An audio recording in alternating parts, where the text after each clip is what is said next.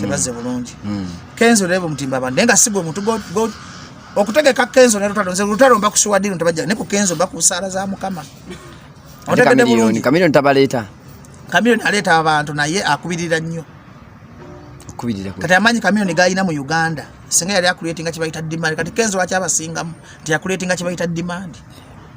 Yande David Lutalo na Mugambi alekerawo okuyimbirira awantu wonna Lutalo akuletinga demand ya Kenzo Lutalo wakola demand ya Kenzo naaba nga ali scarce oluzungu lutuufu na creating ennyota teyasinga Lutalo mu Uganda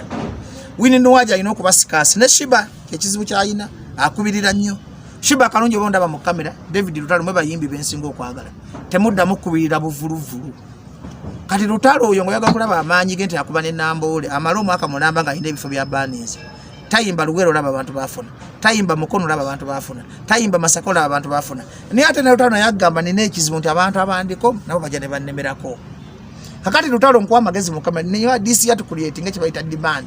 toyimbirira yimba bivulu bya nsonga Sera muntu mujeko milioni 5 ku mukaga zikumala obene bivulio bina mululu gw'abayimbi mufuna milioni 2 onaku batokoze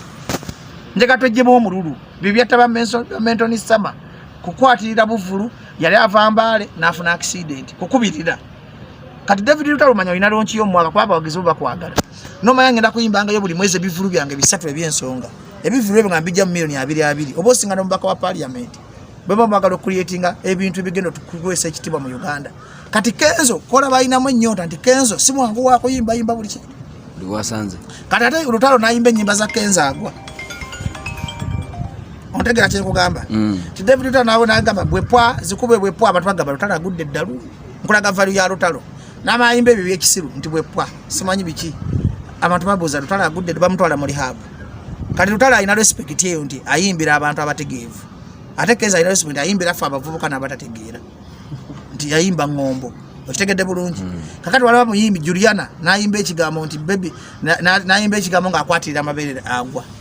respect abantu jibakola ki Juliana yasana sente naye Juliana kanyomozi naye bangambye Juliana oyitiriza okwavuwaza ba promoter nze bino sikweguya tosika abantu gwosinga okusala abantu basaba milioni 215 kati Juliana akito mu milioni 7 ku 8 ajane bandi Azijagala Juliana yekabandi Afrigo bandi agamba yatambula ne bandi kije kakati gwe Juliana obanya bajogizi bagaddewo n'endongo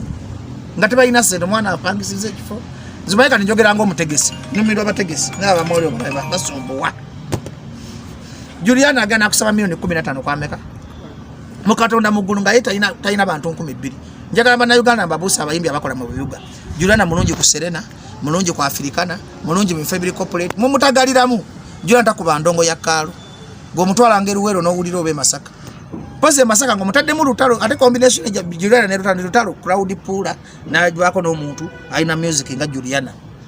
kati mbasomesa music wa manyi muliba amache kakati buli mutwala nga Juliana muteke ko omuntu ngomulaba crowd pula banga Juliana agenda bavuwaza Juliana bamuteka kalenda ebyaliwo mwabira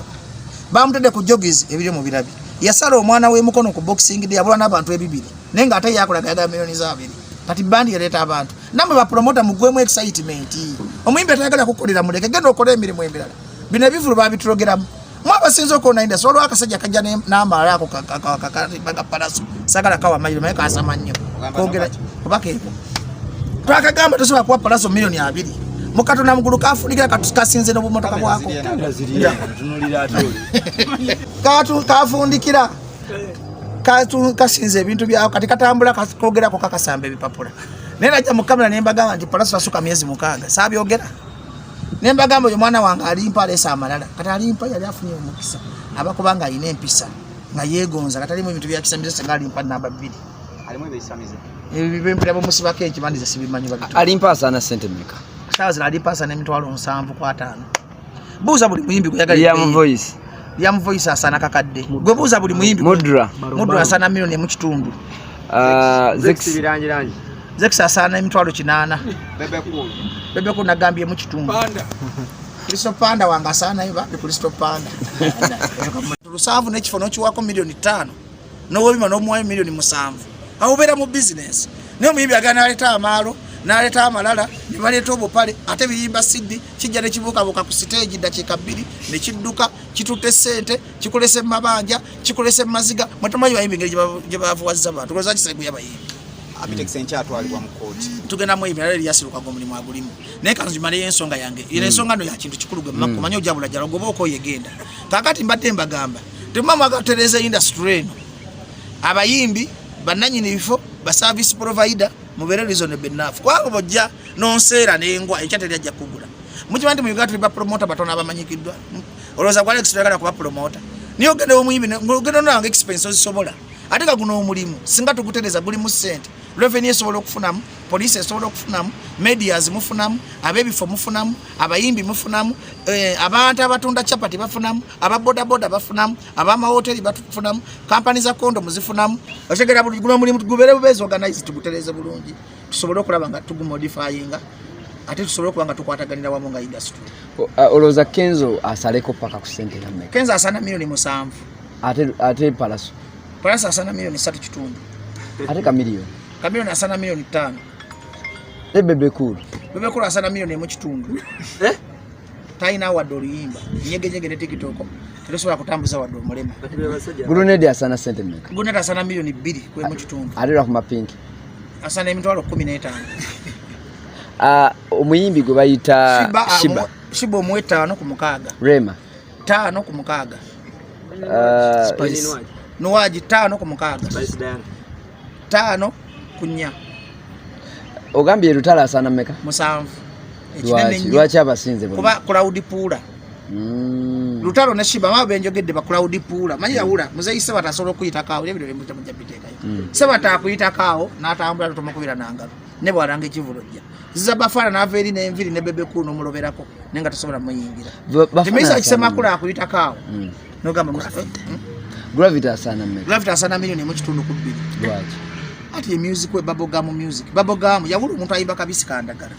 omuntu ayimba baby nkwata bulungi Shiba omuntu ayimba Malaika ngolaba message nolajja nagamba ennyama erimu eggumba osobola gisasulira naye ate basanze wabasanyusa ti Gravity amalako abantu ennaku n'omwenge nti wajja ku kivulu kyo nga bakuŋŋaanye nga babalabye buloba abakola ki abasanyusa ate Misa Kisemakula asana mmeka Misa Kisemakula asana milioni 3 ku 3 kitundu Geoffrey Lutaya asana milioni 2 kitundu ku 3 King Saha asana milioni 2 kitundu ate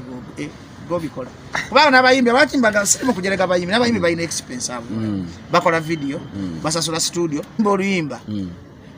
n'agamba nti sigonsiimira nawe ta ku CBS n'omusaba akakadde nawe twala kubukedde kuba media naku zino nyingi naye ajja kujasera omutegesi tulina kikola parties nnya abayimbi media ba video editor ba production ba audio producer mwena musale ku ssente abayimbi basereko nafe bakoleki batusalireko biro ndi mukogera bintu bya kintu kikulu Feve Busa asana ssente mmeka Feve Busa asana emitwalo 9 kakadde asana ba ssente mmeka kapa kati asana emitwalo 6 ku 5